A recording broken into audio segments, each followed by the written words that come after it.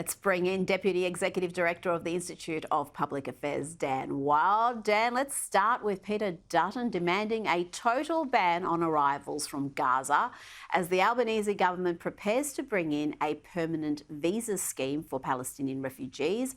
Peter Dutton told Sky News he has doubts about the current screening process. If people are coming in from that war zone and we're uncertain about identity or their allegiances, Hamas is a listed terrorist organisation. They've just committed an atrocity against the Jewish people, the biggest attack on people of Jewish faith since the Holocaust, and that the government wouldn't be conducting checks. I don't think people should be coming in from that war zone at all at the moment. It's not prudent to do so, and I think it puts our national security at risk. But Prime Minister Anthony Albanese isn't worried. We'll listen to the security agencies when it comes to national security, and the Director General, Mike Burgess, will play a critical role in that. And, I seek to try to bring people together, not always looking for a wedge or to divide. But Dan, wasn't it the ASIO boss, Mike Burgess, who said having sympathies towards Hamas wasn't a deal breaker if you want to come here as a refugee? Well, exactly. And I think it's pretty rich for the Prime Minister to say that he wants to bring people together. I mean, his main policy was the divisive voice to Parliament that he spent his first 18 months on. Look, Peter Dutton's spot on. The concerns that he is raising are the concerns of mainstream Australians, which is why would you bring people in from a war zone when there is no amount of assurance that can be given to their identity, where they've been, what they've been doing.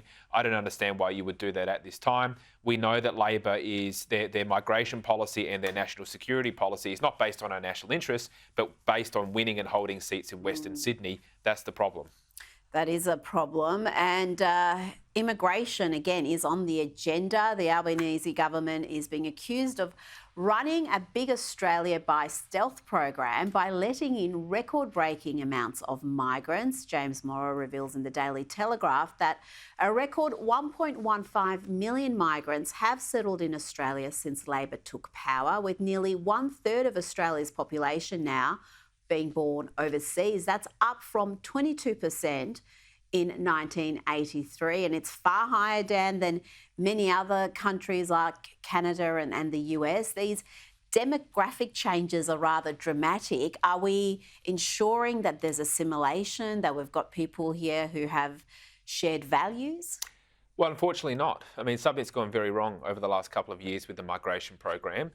The current intake of this government, which has only been there for about 26 months, is already higher than the entire Hawke-Keating government, which was 156 months. Wow. So to put that in context, this is a truly unprecedented, dramatic surge to our population. There's the economic problems, which is per capita growth is going backwards. There's the social problems, where we have this social cohesion issue, which is clearly in display. And the political problems, which, as we discussed before, you've got the tail wagging the dog with Labor focused on the electorate rather than the national interest. So I think Australians understand that, yes, migration can be very important to our nation and has been, but the current system simply is not working. No, and I think people are feeling that in various ways. It's not just housing, it's not just hospital waiting lists, it's just across a whole bunch of issues that impact just about every household. But let's have a look at the top 10 countries where migrants are coming from. A few surprises here. Nearly 1 in 5 are coming from India, 12% from China, then we've got the Philippines, Nepal and Colombia. Those two surprised a few people. And rounding up the top 10, we've got UK, New Zealand, I'm sure will be in there, Vietnam, Pakistan and Thailand. So a diverse range of countries, but the question is the numbers and whether we can absorb them, because housing approvals and we are just not building enough homes to house the people coming in here permanently. Well, that's right. And a lot of those migrants are also international students. And we know that the international student market is basically a racket for vice-chancellors. The massive increase that we've had, they claim it's a massive export industry, but a lot of the students are here working. If you're working in the local currency, spending in the local currency, it's not an export. So there's a real problem with the universities and their reliance on international students.